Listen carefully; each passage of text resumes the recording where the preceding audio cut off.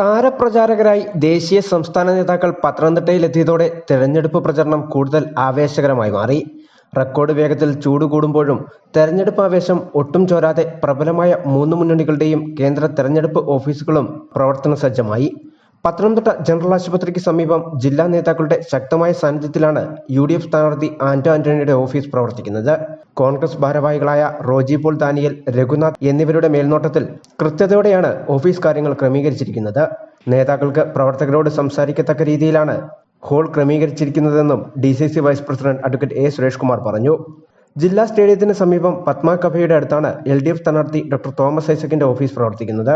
നേരത്തെ സ്ഥാനാർത്ഥി പ്രഖ്യാപനം വന്നതിനെ തുടർന്ന് ഓഫീസും ആദ്യം തന്നെ പ്രവർത്തനം തുടങ്ങിയിരുന്നു.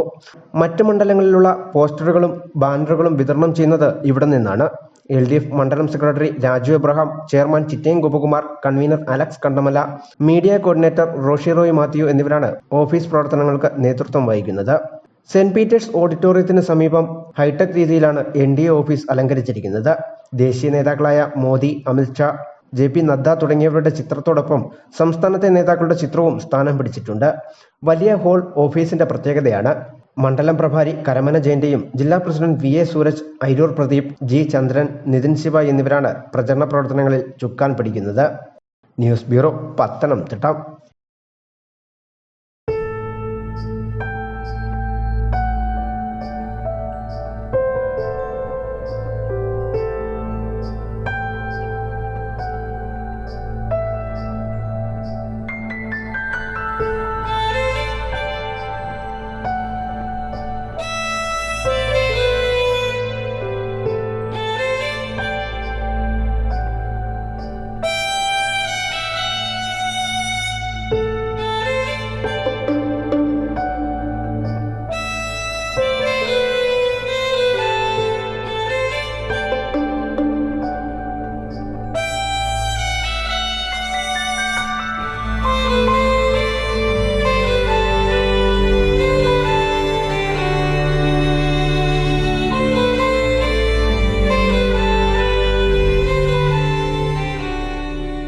Mount Zion Medical College Hospital, Adur, Pathanamthitta.